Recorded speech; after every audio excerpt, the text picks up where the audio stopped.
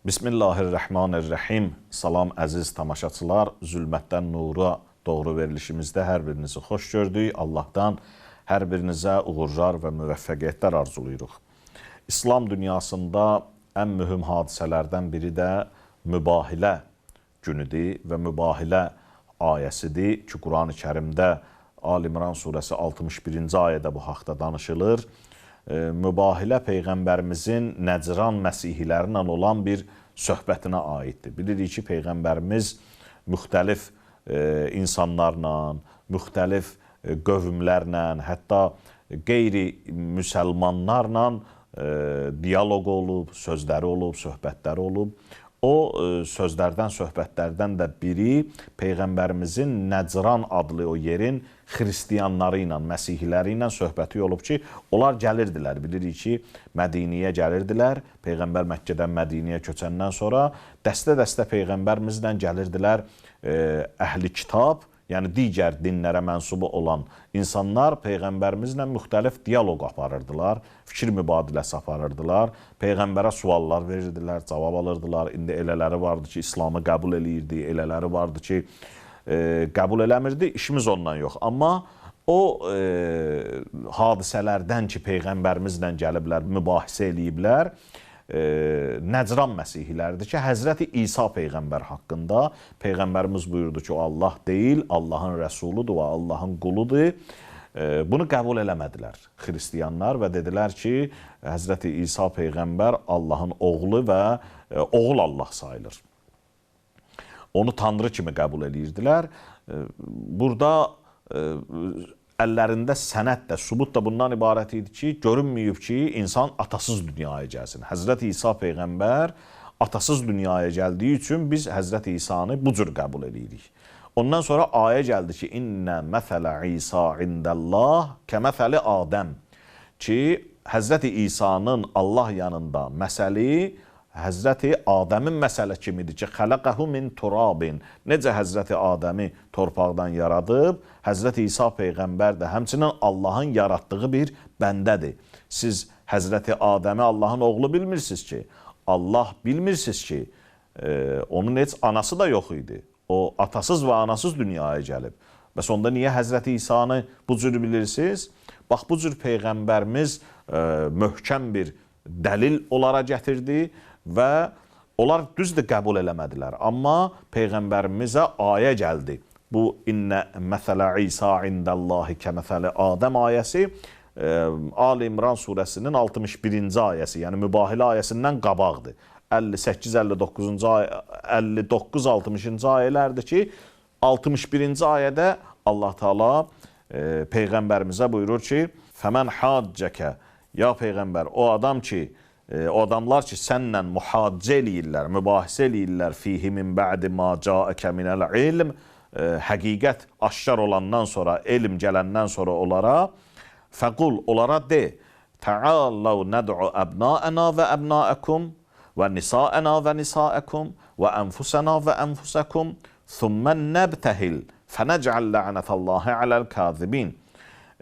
Onlara de ki, gəlin, siz də öz oğlanlarınızı çağırın, biz də. Siz də öz qadınlarınızı çağırın, biz də. Siz də özünüz gəlin, biz də. Thumma nəbtəhil, sonra mübahilə eləyək. Fənəcəl lə'nətəllahi aləl-kəzibin. Allahın lənətini qərar verək yalançıların üzərinə. Yəni, mübahilə bir yol idi ki, Allaha dua eləyəcəkdilər, Allahdan nifrin eləyəcəkdilər.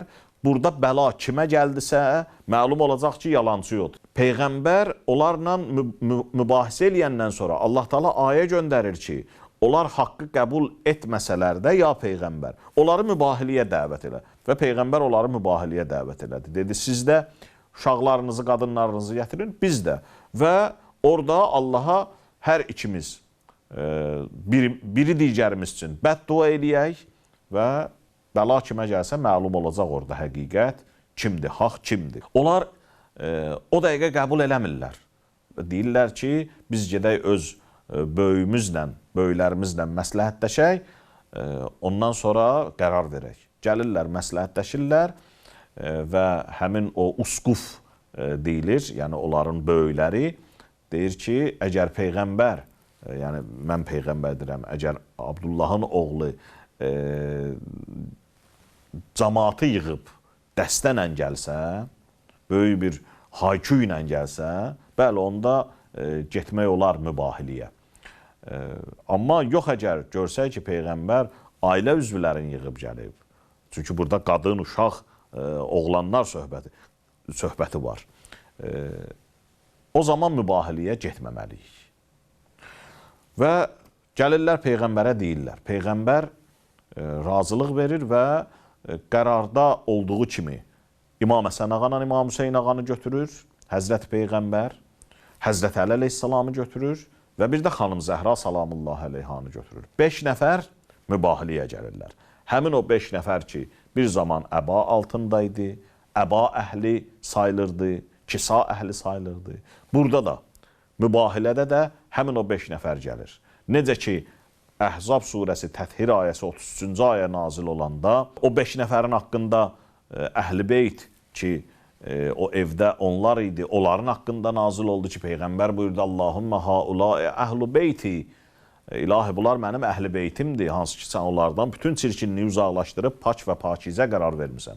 Həmin o əhl-i beyt burada da səhnəyə çıxır. Amma necə çıxır? Gəlirlər və həmin o xristiyanların, məsihlərin böyüyü baxır. Baxır, görür ki, bunlar böyük bir dəstənlə, haykü ilə gəlməyiblər. Balaca 2 uşaq, bir qadın, bir də Peyğəmbər. Soruşur ki, bunlar kimdir? Deyir, o qadın Peyğəmbərin əziz girami qızıdır, cigər parəsidir. Fatimə-i Zəhra salamullahi əleyha. Bu 2 uşaq Həzrəti xanım Zəhranın oğlanlarıdır.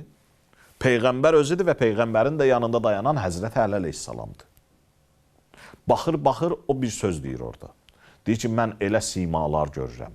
Əgər onlar əl açıb Allahdan istəsələr bir şey, Allah dağları onların istəyinə görə parça-parça eləyər. Toz halına salar. Yəni, mən belə simalar görürəm, belə çöhrələr görürəm. Mübahiliyə getməyək, sonra Peyğəmbərlə müsalihə eləyirlər. Yəni, razılaşırlar, Peyğəmbərə cizyə ödəyirlər. Bu bir dənə tarixdə baş vermiş hadisədir. Quran-ı Kərim də dediyimiz Ali İmran surəsinin 61-ci ayəsində bu hadisədən danışır və bu hadisə nəyi göstərir? Bu hadisə bir neçə şeyi göstərir. Birinci bunu göstərir ki, bu hadisə Peyğəmbərimizin buyurduqlarına, Peyğəmbərimizin əqidəsinə arxayınlığı göstərir. Yəni, Peyğəmbər dediyi sözün haqq olduğuna o qədər arxayındır ki, hətta istəsə mübahiliyə də gedə bilər. Axı, bəzi adamlar bəzi sözü deyər, amma dediyi sözə özünün arxayınçılığı olmaz, əminliyi olmaz. Ona deyərsən ki, gəl mübahiliyə gedək, gəl gedək, məsələn, Allahdan biri digərimiz üçün bəddua eləyək, nifrin eləyək, görəsən orada qorxar. Fikirləşər ki, mən 100% öz dediyimə əmin deyiləm.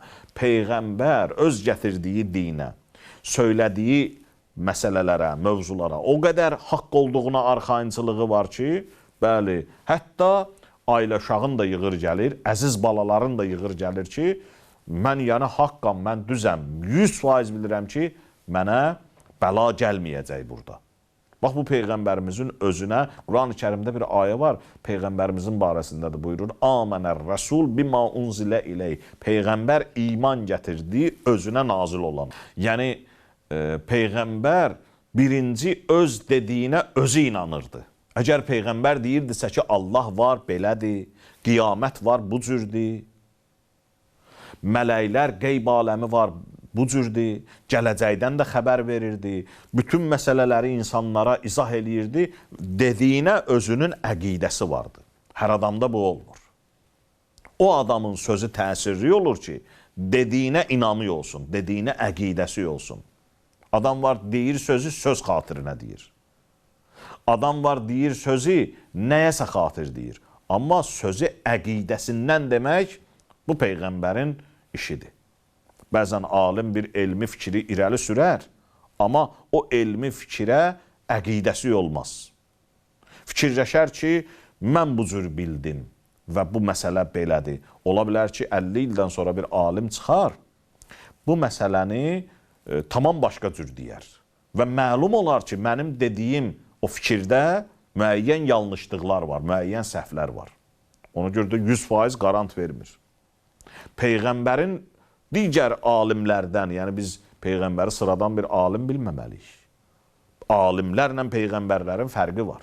Alimlər dediyi sözə bəzən olur ki, əminliyi olmaz, amma Peyğəmbər bir söz deyir, əmindir. Bilir ki, 1000 ildə üstündən keçsə, bu məsələ elə belədir. Mümkün deyil ki, daha bundan böyük bir adam çıxar və deyər ki, məsələ bu cürdür. Bax, mübahilə hadisəsi bunu göstərir. Peyğəmbərin öz dediyinə arxayınçılığı. İkincisi nəyi göstərir? Peyğəmbərin ətrafında apardığı şəxslər var, onların fəzilətini göstərir. Quran buyurur ki, İmam Həsənlə İmam Hüseyni apardı. Hansı ki, Quran buyurur, Nəd'u əbna'əna və əbna'əkum. Siz də oğlanlarınızı gətirin. Biz də oğlanlarımızı gətirək. Müqavilədə, danışıqda bu cür idi. Amma əmələ gələndə Peyğəmbər İmam Həsənlə İmam Hüseyni aparır. Yəni göstərir ki, bunlar mənim övladlarımdır, oğlanlarımdır. Siz bunu başqa kişinin, başqa insanların övladları bilməyin. Axı, belə bir fikir vardı ki, qız övladı adamın övladı sayılmır. Oğlan övladının uşaqları adamın övladı sayılır. Yəni, indi də hardasa bu düşüncə az-çox var ki, məsələn, qız övladının adam uşaqlarını deyərlər ki, yad kişinin övladıdır bu. Amma bu belə deyil. Düzdür, Həzrəti Fatimə-i Zəhranla Həzrəti Əli əleyhissalamın övladlarıdır İmam Həsənlə İmam Hüseyin. Amma Quran bunu Peyğəmbərin övladı bilir, Peyğəmbərin oğlanları bilir. İkinci, Həzrəti Fatimə-i Zəhra salamullah əleyha gedir. Üçüncü, buyurur, Ənfusəna və ənfusəkum. Özünüz. Burada Peyğəmbər özünü apardı. Diqqət eləyin, nəd'u çağıraq oğlanlarımızı, qadınlarımızı və çağıraq özümüzü. Burada diqqət olunması incə nöqtə budur ki, adam özünü heç vaxtı çağırmaz. Adam heç vaxtı özünə deməz ki, dur filan yerə gedək. Dur gedək çay içməyə. Başqasına deyərlər bu sözü də. Başqasına deyərlər ki, gəl gedək çay içməyə, gəl gedək filan yerə. Başqasını çağırarlar. Adam özü-özünü aparmaz, özü-özünü çağırmaz. Burada deyir, oğlanlarını çağırdı Peyğəmbər, qadınlarını çağırdı ki, Həzrəti Fatimə-i Zəhra oldu və bir də özünü çağırdı. Özünü çağırdı, yəni Həzrəti Əlini. Həzrəti Əli əleyhissalamı bu 3 ayədə hara salaq? İmam Həsənlə İmam Hüseyni əbna'əna və əbna'əkum. Həzrəti Zəhra salamullah əleyha nisa'əna və nisa'əkum. Qadınlar qaldı ənfusəna və ənfusəkum. Həzrəti Əli burada hardadır?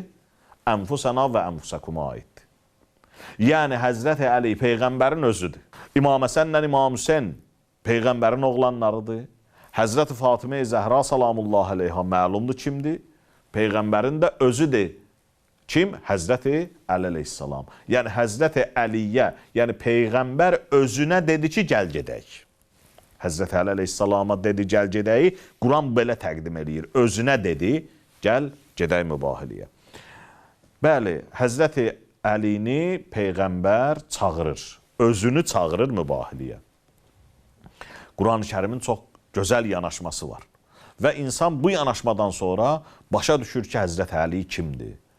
Başa düşür Həzrəti Əlinin, Həzrəti Zəhranın və İmam Həsən ağanın, İmam Hüseyin əleyhissalamın ki, ümumilikdə desək, Əhl-i Beytin məqamı. Yəni, ən möhkəm sənəddir Əhl-i Beytin məqamına və Əhl-i Beytin fəzilətinə. Burada bir incə nöqtəni də xatırladım. O da bundan ibarətdir ki, həmin o usquf, Məsihilərin başçısı, bunlar gələndə bir dənə söz deyir. Deyir ki, mən elə simalar görürəm ki, bunlar dağa baxsa, iradə eləsələr, daha doğrusu istəsələr, Allah dağı bunların istəyinə görə toz halına salar. Usquf bunlarda nə görürdü? Gördüyünü dilə gətirdi. İndi gəlin Quran-ı Kərimə nəzər salaq. Quran-ı Kərimdə Allah Teala bir yerdə Quranın haqqında buyurur. Bu söz Quranın haqqındadır. Lav ənzəlnə hâzəl Qur'anə alə cəbəlin lərəəytəhu xaşiən mütəsəddiən min xəşiyyətillah. Əgər biz Qur'anı dağa nazil eləsəydi, dağ parçalanardı.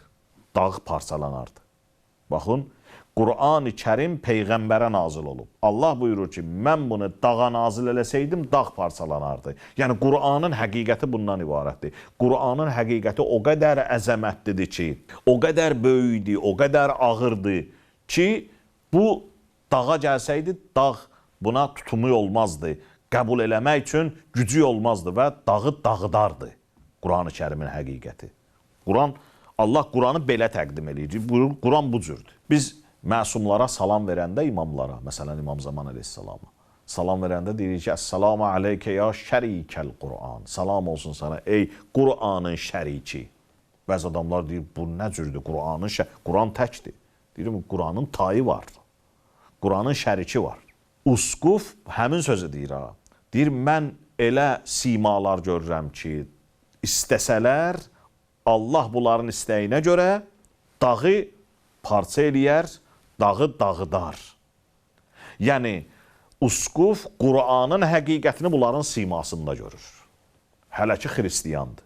O xristiyan Qur'anın həqiqətini bunların simasında görür. Özü də bilmədən Qur'anın həqiqətini bunların simasında təsdiqləmiş olur. Sən Qur'ana baxanda nə görürsənsə, onu bunlara baxanda görürsən. Bax, bunu xristiyan alimi deyir. Yəni, biz ona görə deyirik ki, Əhl-i Beyt əleyhimussalatu vəssalam canlı Qur'anlar sayılırlar. Sadəcə Qur'an bir kitab olaraq samitdir, sakitdir, kitab halında, toplum vərəqlərdən ibarət, yazılardan ibarət bir toplum halında bildiyimiz kitab. Və bir də bu kitabın həqiqəti var, canlı həqiqəti. Onlar Peyğəmbər də Həzrət Əlidir, xanım Zəhradır, İmam Həsən ağadır, İmam Hüseyin əleyhissalamdır. Yəni, Qur'an dağa nazil olsa, dağı parçaladığı kimi bunların da həqiqəti bax bundan ibarətdir, əzəməti bundan ibarətdir. Bunu bir xristiyan aliminin dilindən eşitmək həqiqətən də, belə deyək, qürur vericidir və başqa sözlə desək, təəccüblidir. Bir var müsəlman, mömin insan bunu deyə Əhl-i Beyt əleyhimussalamın haqqında. Bir də var o, heç bəlkə də o Usqufun Qur'an-ı Kərimin o ayəsindən, o səmavi kitabın o ayəsindən xəbəri də yoxdur. İndi xəbəri var, yoxdur. Bunu mən deyirəm ki, yəni, bəlkə də özü də bilmədən, bax, o Qur'anın həqiqətini bunlarda görür. Artıq bu həm Əhl-i Beyt əleyhimussalamın məqamını, fəzilətini göstərir, həm də bunu göstərir ki, biz bu insanlara müraciət eləməliyik və dinimizi bu insanlardan öyrənməliyik. Çünki Peyğəmbər hara gedibsə, bu insanları özü ilə aparıb və yaxud da öz yerinə təyin edib. Bunlar onu göstərir ki, Peyğəmbərimizin bu insanlar özü sayılırlar, canı sayılırlar. Vəssalamu aleykum və rəhmətullah və bərəkatuhu.